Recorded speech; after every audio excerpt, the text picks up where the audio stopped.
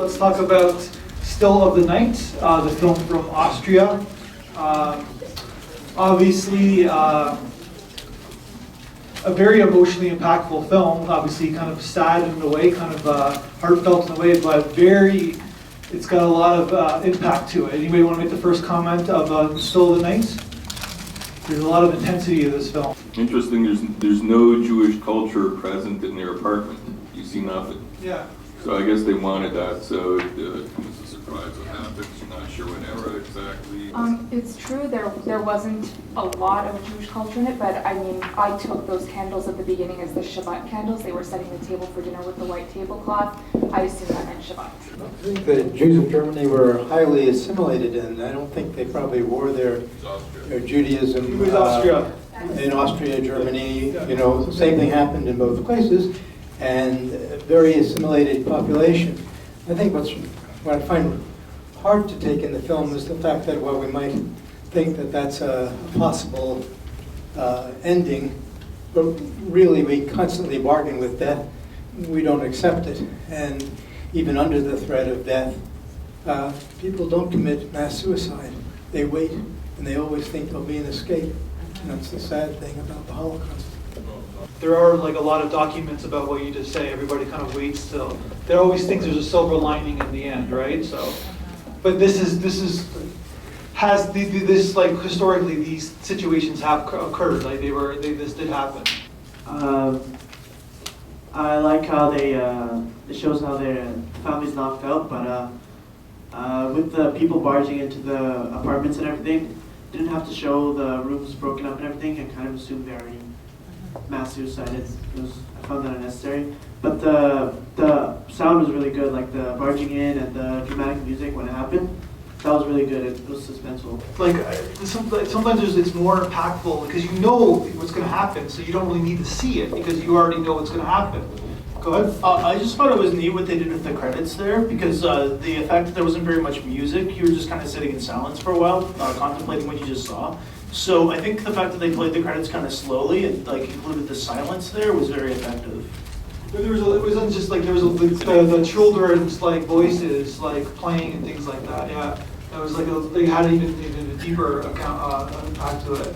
Actually, what I noticed really interesting about it was the way that they showed you that all of the adults knew what was going on. It technically wasn't a mass suicide; it was murder in some cases. They probably didn't put the children in on it, but you saw it because the mother had a tear in her eye, the older lady, the grandmother there looked and nodded. So all the adults knew.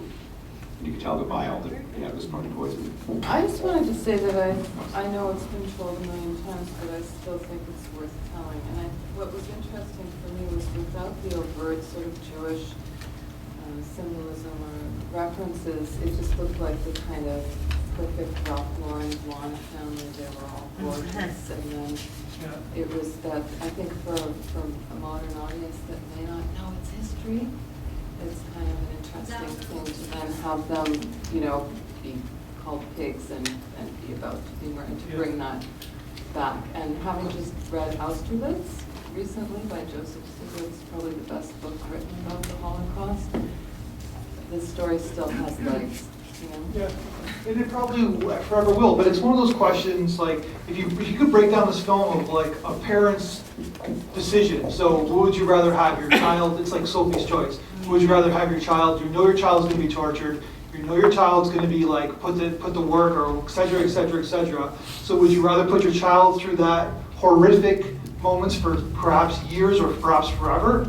Or would you just basically want to make sure that they don't deal with that? It's one of those impossible choices to make, and some people made certain choices, and that's in the basic sense. This is what this film was about. It's like an impossible choice. I have to say I was surprised, and maybe not everybody else was, just because it said father coming home late, eldest daughter is supposed to be suspicious, and I was thinking affair when I read what was coming up, and then when the sickly daughter was telling the dream, which is a death dream, crossing the bridge to be with the grandfather, I figured she was going to die.